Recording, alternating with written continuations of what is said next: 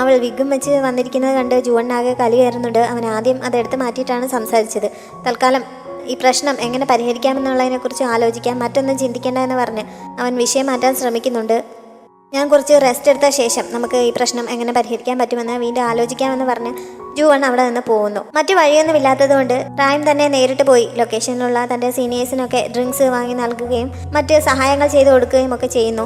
അവരുടെ കണ്ണിൽ അവൻ ജുവൺ ആണല്ലോ, അവൻ എന്തിനാണ് ഇങ്ങനെ തങ്ങളുടെ അസിസ്റ്റന്റായി ഇവിടെ വന്ന് നിൽക്കുന്നതെന്ന് അവർ സംശയം ചോദിക്കുന്നുണ്ട്. ഞാനും നിങ്ങളുടെ ജൂനിയർ ആണല്ലോ, അതുകൊണ്ട് ഇതൊക്കെ ചെയ്യുന്നത് അത്ര വലിയ കാര്യമൊന്നുമല്ല എന്ന രീതിയിലാണ് അവൾ മറുപടി നൽകിയത്. അവൾ ചെയ്യുന്നതൊക്കെ ഓസ്കയും കാണുന്നുണ്ട്. ജുവൺ ഇങ്ങനെ ഒന്നും ചെയ്യാൻ ഒരു സാധ്യതയുമില്ല. അതുകൊണ്ട് തന്നെ ഓസ്കയും ആകെ അമ്പരക്കുന്നു. നിനക്ക് എന്ത് പറ്റി, എന്തെങ്കിലും പ്രശ്നമുണ്ടോ എന്നൊക്കെ ഓസ്ക അവന്റെ നെറ്റിയിൽ കൈവച്ചൊക്കെ നോക്കുന്നുണ്ട്. ആ സമയത്ത് റായും നാണം കൊണ്ട് കാൽ പുറകിലേക്ക് തട്ടുന്നു. അവിടെ നിൽപ്പുണ്ടായിരുന്ന എല്ലാവരും അന്തം വിട്ട് അവളെ നോക്കുന്നുണ്ട്.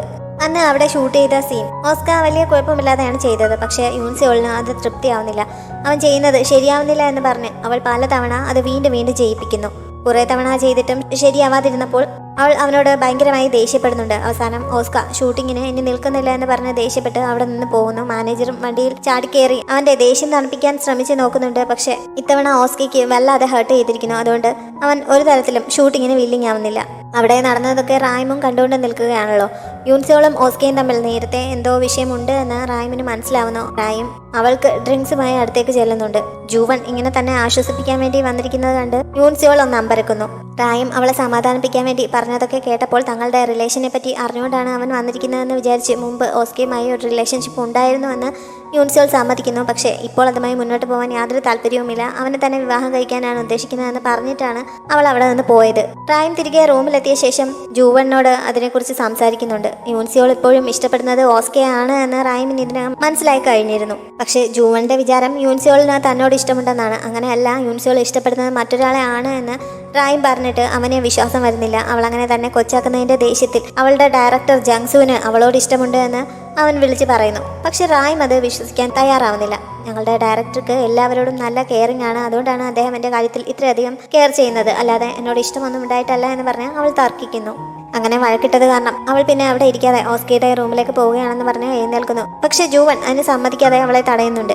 നമ്മൾ രണ്ടുപേരും കൂടി ഈ മുറിയിൽ താമസിച്ചാൽ അതിനേക്കാൾ കൂടുതൽ പ്രശ്നമായിരിക്കും, അതുകൊണ്ട് ഞാൻ അങ്ങോട്ടേക്ക് പോകുന്നത് തന്നെയാണ് നല്ലത് എന്ന് പറഞ്ഞ് റായും ഓസ്കയുടെ മുറിയിലേക്ക് പോകുന്നു. ജങ്സു തന്നെ തെറ്റിദ്ധരിക്കുമല്ലോ എന്നോർത്ത് റായിമിന് നല്ല വിഷമമുണ്ട്. അതുകൊണ്ട് അവൾ ജങ്സുവിന്റെ മുറിയുടെ അടുത്തേക്കാണ് പോയത്. പക്ഷെ ആ രൂപത്തിൽ അവനോട് സംസാരിച്ചിട്ട് കാര്യമില്ലല്ലോ. അതുകൊണ്ട് വാതിലിനടുത്ത് വരെ പോയെങ്കിലും അവൾ അവനെ വിളിക്കുന്നില്ല.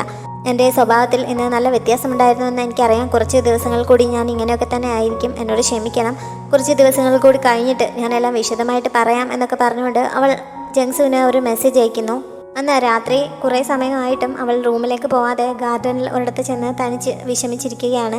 ജൂവൺ ഈ സമയം മുറിയിലായിരുന്നു. തൻ്റെ ശരീരത്തിലേക്ക് നോക്കരുതെന്നൊക്കെ റായും അവന് സ്ട്രിക്റ്റ് വാണിംഗ് കൊടുത്തിട്ടുണ്ടായിരുന്നു. എന്നാലും ഒരു തവണ ഒന്ന് നോക്കിയേക്കാമെന്ന് കരുതി അവൾ ടീഷർട്ട് ചെറുതായിട്ടൊന്ന് പൊക്കി വയറിൻ്റെ ഭാഗത്തേക്ക് നോക്കുന്നുണ്ട്. ആ സമയത്താണ് അവിടെ മുഴുവൻ ചതഞ്ഞതിൻ്റെ പാടുകളൊക്കെ അവൻ കണ്ടത്. അങ്ങനെ കൈയും കാലും ഒക്കെ അവൻ പരിശോധിക്കുന്നുണ്ട്. മിക്കവാറും എല്ലാ ഭാഗത്തുമൊക്കെ അടിയും ഇടിയും കിട്ടിയതിൻ്റെ പാച്ചുകളും വെട്ടുകൊണ്ടതിൻ്റെ പാടുകളും ഒക്കെയാണ്. അതൊക്കെ കണ്ടപ്പോൾ അവൾ എത്രമാത്രം വേദന അനുഭവിച്ചിട്ടുണ്ടായിരിക്കണം എന്നോർത്ത് അവന് ശരിക്കും വിഷമം തോന്നുന്നു. അടുത്ത ദിവസം രാവിലെ രണ്ടുപേരും ഉണർന്നപ്പോൾ ആദ്യം ചെക്ക് ചെയ്തത് തങ്ങളുടെ ശരീരം പഴയതുപോലെ ആയിട്ടുണ്ടോ എന്നാണ്. പക്ഷേ പ്രത്യേകിച്ച് ഒരു മാറ്റവും ഇല്ല എന്നറിഞ്ഞപ്പോൾ രണ്ടുപേരും നിരാശരാകുന്നു. ജുവൺ വേഗം റായിമിന്റെ മുറിയിലേക്ക് ചെല്ലുന്നുണ്ട്. ഇന്ന് ഉറങ്ങി എഴുന്നേറ്റിട്ടും പ്രത്യേകിച്ച് മാറ്റമൊന്നും സംഭവിച്ചില്ല. ഇനിയിപ്പോൾ എന്ത് ചെയ്യുമെന്ന് അവൻ ചോദിക്കുന്നു. എന്തായാലും നമുക്ക് ഫുഡൊക്കെ കഴിച്ചിട്ട് അതിനെപ്പറ്റി ആലോചിക്കാമെന്ന് അവൾ പറയുന്നുണ്ട്. അവൾ ഉണർന്നപ്പോഴേക്കും ഓസ്ക മുറിയിൽ നിന്ന് പോയി കഴിഞ്ഞിരുന്നു. ഓസ്കയുടെ സാധനങ്ങളും അവിടെ കാണാനില്ല എന്ന് റായും അവനെ അറിയിക്കുന്നു. ടീപ്പോയുടെ പുറത്ത് ഒരു കത്തിരിക്കുന്നതുകൊണ്ട് അവരെടുത്ത് നോക്കിയപ്പോൾ ആദ്യത്തെ ഫ്ലൈറ്റിന് തന്നെ തിരികെ സിയോളിലേക്ക് പോവുകയാണ് എന്ന് ഓസ്ക എഴുതി വെച്ചിരിക്കുന്നത് കാണുന്നു. ഇനിയിപ്പോൾ എന്ത് ചെയ്യും? ഷൂട്ടിംഗ് ഒക്കെ ആകെ മുടങ്ങുമല്ലോ. എന്തായാലും വേഗം കുളിച്ച് ഫ്രഷായി റെസ്റ്റോറൻറ്റിലേക്ക് വാ, അവിടെ ഇരുന്ന് എന്തെങ്കിലും പരിഹാരം കാണാമെന്ന് പറഞ്ഞ് ജുവൺ പുറത്തേക്ക് പോകാൻ തുടങ്ങുന്നു. കുളി എന്ന് കേട്ടതോടെ റായും ആകെ വയലന്റ് ആവുന്നുണ്ട്. ഇനി എത്ര ദിവസം ഇങ്ങനെ വെയിറ്റ് ചെയ്യാനാണ്? എന്തായാലും ഇതുമായി അഡ്ജസ്റ്റ് ചെയ്തേ പറ്റുള്ളൂ, അല്ലെങ്കിൽ തന്നെ ഈ ശരീരത്തിൽ എന്ത് കാണാനാണ്? ഇത് കണ്ടോ എന്ന് പറഞ്ഞിട്ട് ജുവൺ ടീഷർട്ട് കുറച്ച് പൊക്കി അവളുടെ ശരീരത്തിലുള്ള അടയാളങ്ങളൊക്കെ കാണിക്കുന്നു. ഇത് കണ്ടിട്ട് ഒരു പെണ്ണിന്റെ ശരീരമായിട്ട് നിനക്ക് തോന്നുന്നുണ്ടോ? ഇതിനകത്ത് എന്ത് കാണാനാണ് എന്നൊക്കെ കൂടുതൽ പറയുന്നുമുണ്ട്. റായും ഓടിച്ചെന്ന് അവന്റെ കയ്യിൽ പിടിച്ച് അവനെ തടയാൻ ശ്രമിച്ചുകൊണ്ടിരിക്കുകയാണ്. ഈ സമയത്താണ് തീരെ പ്രതീക്ഷിക്കാതെ യൂൻസിയോൾ അവിടേക്ക് വന്നു കയറിയത്. ഇപ്പോഴത്തെ സീൻ കണ്ടാൽ അവർ തമ്മിൽ വേറെന്തോ റിലേഷനിൽ ആണെന്നേ എല്ലാവരും തെറ്റിദ്ധരിക്കുകയുള്ളൂ. അങ്ങനെ തന്നെ വിചാരിച്ച് യൂൻസിയോളും ശരിക്കും ഷോക്കാവുന്നു. അവളെ കണ്ട് അവരും ഞെട്ടുന്നു. നിങ്ങൾ തമ്മിൽ റിലേഷൻഷിപ്പിലാണോ എന്ന് യോൺസിയോൾ ചോദിക്കുന്നുണ്ട്. നീ എന്താണ് വിചാരിക്കുന്നതെന്ന് എനിക്കറിയാം, പക്ഷെ അങ്ങനെയൊന്നുമല്ല എന്നൊക്കെ പറഞ്ഞ് ജുവൺ സംസാരിച്ചു തുടങ്ങുന്നുണ്ടെങ്കിലും റായിം ആണ് അത് എന്ന ധാരണയിൽ യൂൻസിയോൾ അവനെ എതിർത്ത് സംസാരിക്കുന്നു. റായിമിനെ മോശക്കാരിയാക്കുന്ന രീതിയിലാണ് യൂൻസിയോൾ സംസാരിച്ചുകൊണ്ട് നിൽക്കുന്നത്. പിന്നെ അവർ തമ്മിൽ എന്ത് ബന്ധമുണ്ടെങ്കിലും തനിക്കതൊരു പ്രശ്നമേ അല്ല, ഇതൊക്കെ വെറും ഹോർമോണിന്റെ കുഴപ്പങ്ങൾ മാത്രമാണ്. ഇപ്പോഴും എൻ്റെ അടുത്ത് നിനക്കൊരു ചാൻസ് ബാക്കിയുണ്ട് എന്ന് അവൾ ജുവണിനോടായിട്ട് പറയുന്നു. ഓസ്കയെ അന്വേഷിച്ചായിരുന്നു അവൾ അവിടേക്ക് വന്നത്. ഓസ്ക അവിടെ ഇല്ല, തിരികെ പോയി എന്നറിഞ്ഞപ്പോൾ അവൾ ആകെ ദേഷ്യത്തിലാവുന്നുണ്ട്. ഓസ്ക മടങ്ങിയതോടെ ബാക്കി എല്ലാവരും തിരികെ സിയോളിലേക്ക് മടങ്ങുന്നു. റായിമിന്റെ ശരീരത്തിലായതുകൊണ്ട് എക്കണോമി ക്ലാസ്സിലാണ് ജുവണിന് തിരികെ വരേണ്ടി വന്നത്. ആദ്യമായിട്ടാണ് അവൻ ഇങ്ങനെ ബിസിനസ് ക്ലാസ്സിലല്ലാതെ യാത്ര ചെയ്യുന്നത്. അതുകൊണ്ട് തന്നെ പുറത്തിറങ്ങി കഴിഞ്ഞപ്പോഴേക്കും അവൻ വല്ലാതെ ടയേർഡായിരുന്നു. ആക്ഷൻ ടീമിലെ അംഗങ്ങളും അവൻ്റെ ഒപ്പം ഉണ്ടല്ലോ. എല്ലാവരും കൂടി ആദ്യം ആക്ഷൻ സ്കൂളിലേക്ക് തിരികെ പോവാം, അവിടെ ചെന്നിട്ട് പ്രധാനപ്പെട്ട ചില കാര്യങ്ങൾ ഡിസ്കസ് ചെയ്യാനുണ്ട് എന്ന് ജെങ്സു അവളോടായി പറയുന്നു. റായും അത് സമ്മതിക്കുന്നുണ്ടെങ്കിലും ജുവൺ അതിന് തയ്യാറായിരുന്നില്ല. എനിക്ക് കുറച്ച് റെസ്റ്റ് എടുക്കണം, അത് മാത്രമല്ല ഇവനുമായിട്ട് പ്രധാനപ്പെട്ട കുറച്ച് കാര്യങ്ങൾ സംസാരിക്കാനുണ്ട്. എന്തായാലും കുറച്ച് നാളത്തേക്ക് എനിക്ക് ജോലി ചെയ്യാൻ പറ്റുമെന്ന് തോന്നുന്നില്ല എന്നൊക്കെ ജുവൺ അവരോട് പറയുന്നു. റായിമിന് ഇത് എന്ത് പറ്റിയെന്നറിയാതെ ജെങ്സു ആകെ ആശയക്കുഴപ്പത്തിലാവുന്നുണ്ട്. നിനക്കിത് എന്താണ് പറ്റിയത് എന്ന് അവൻ ചോദിക്കുന്നുമുണ്ട്. എൻ്റെ ലൈഫ് ഇപ്പോൾ ഡിപ്പെൻഡ് ചെയ്തിരിക്കുന്നത് ഇതിനെയാണ്, അതുകൊണ്ട് എനിക്ക് വരാൻ പറ്റില്ല എന്ന് പറഞ്ഞ് അവൻ റായിമിൻ്റെ കൈയും പിടിച്ചുകൊണ്ട് അവിടെ നിന്ന് പോകുന്നു. പണക്കാരനായ ഒരു ബോയ് ഫ്രണ്ടിനെ കിട്ടിയപ്പോഴത്തേക്കും അവളുടെ സ്വഭാവം ആകെ മാറിയിരിക്കുകയാണ് എന്നാണ് ആക്ഷൻ ടീമിലെ അംഗങ്ങളെല്ലാം വിചാരിച്ചിരിക്കുന്നത്. അവർ രണ്ടുപേരും കൂടി നേരെ അവൻ്റെ വീട്ടിലേക്കാണ് പോയത്. ഇപ്പോഴത്തെ സാഹചര്യത്തിൽ രണ്ടുപേരും കൂടി അവിടെ ഒരുമിച്ച് താമസിക്കുന്നതായിരിക്കും ഏറ്റവും സേഫ് എന്ന് ജുവൺ പറയുന്നുണ്ട്. റായിമിന് അതത്ര സമ്മതമായിരുന്നില്ല. അതിനെക്കുറിച്ച് രണ്ടുപേരും കൂടി തർക്കിച്ചുകൊണ്ട് നിൽക്കുന്ന സമയത്താണ് ജുവന്റെ അമ്മ അവിടേക്ക് വന്നത്. ജുവണാണ് ആദ്യം അവരെ കണ്ടത്. അതുകൊണ്ട് അമ്മ എപ്പോൾ വന്നു എന്ന് അവൻ ചോദിക്കുന്നു. അമ്മയുടെ വിചാരം അവളാണ് ചോദിക്കുന്നതെന്നാണല്ലോ. അതുകൊണ്ട് തന്നെ അത് ചോദിക്കാൻ നീ ആരാണെന്ന് ചോദിച്ച് അമ്മ അവനോട് ദേഷ്യപ്പെടുന്നുണ്ട്. അപ്പോഴേക്കും റായിമും വണ്ടിയിൽ നിന്ന് പുറത്തേക്ക് ഇറങ്ങുന്നു.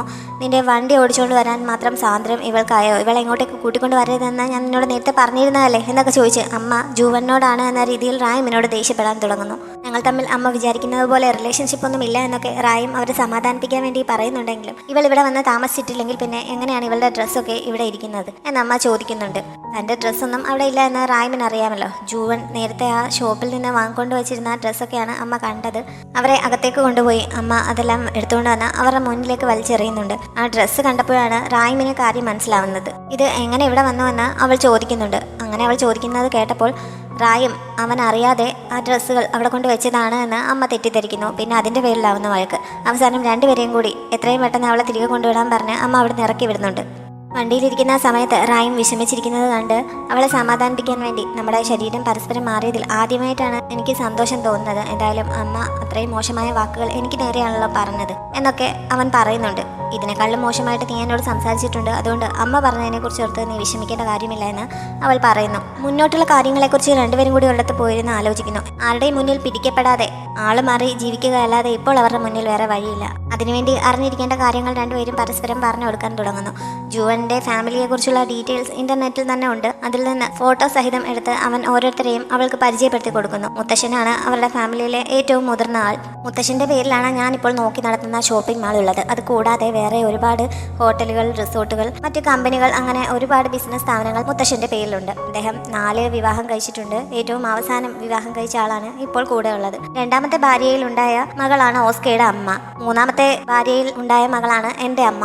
അവർ രണ്ടുപേരും തമ്മിൽ എല്ലാ കാര്യത്തിലും മത്സരമാണ്. മുത്തശ്ശന്റെ ഇപ്പോഴത്തെ ഭാര്യയുടെ സഹോദരനാണ് കമ്പനിയുടെ മാനേജറും എൻ്റെ ശത്രുവുമായ പാർക്ക്. അയാളെയാണ് ഏറ്റവും കൂടുതൽ സൂക്ഷിക്കേണ്ടത്. ഇടയ്ക്ക് അയാൾക്ക് നീ എന്തെങ്കിലും പണി കൊടുത്താലും എനിക്കതിൽ പരാതിയൊന്നുമില്ല എന്നൊക്കെ പറഞ്ഞ് ജുവൻ തൻ്റെ കുടുംബത്തിലെ ആളുകളെ അവൾക്ക് പരിചയപ്പെടുത്തി കൊടുക്കുന്നു. അവരുടെ ഫാമിലി ഡീറ്റെയിൽസ് ഒക്കെ ഇങ്ങനെ ഇന്റർനെറ്റിൽ തപ്പിയാൽ കിട്ടും എന്നുള്ളത് അവളെ ശരിക്കും അത്ഭുതപ്പെടുത്തിയിരുന്നു. അതിനുശേഷം അവളുടെ കുടുംബത്തെ പറ്റി അവൻ ചോദിക്കുന്നുണ്ട്. എൻ്റെ ആൾക്കാരുടെ കൂട്ടത്തിൽ നീ ആകെ അറിഞ്ഞിരിക്കേണ്ടത് അയോങ്ങിനെ മാത്രമാണ്. പിന്നെ സ്റ്റണ്ട് സ്കൂളിലുള്ളവരെയൊക്കെ നിനക്കറിയാമല്ലോ എന്ന് അവൾ പറഞ്ഞപ്പോൾ നിനക്ക് മറ്റ് ഫാമിലി അംഗങ്ങൾ ആരും ഇല്ലേ എന്ന് അവൻ ചോദിക്കുന്നു. എനിക്ക് ആരുമില്ല, ഞാൻ മാത്രമേ ഉള്ളൂ എന്ന് അവൾ പറഞ്ഞപ്പോൾ അവൻ ശരിക്കും അത്ഭുതപ്പെടുന്നുണ്ട്. അവൾ അനാഥയാണ് എന്ന് അവൻ ഇപ്പോഴാണ് അറിയുന്നത്. രണ്ടുപേരുടെയും ഫോൺ അവരവർ തന്നെ സൂക്ഷിക്കാൻ തീരുമാനമാവുന്നു. ആരും വിളിച്ചാൽ കോൾ അറ്റൻഡ് ചെയ്യരുത്, മെസ്സേജിലൂടെ മാത്രം റിപ്ലൈ നൽകിയാൽ മതി എന്നവർ തീരുമാനിക്കുന്നുണ്ട്.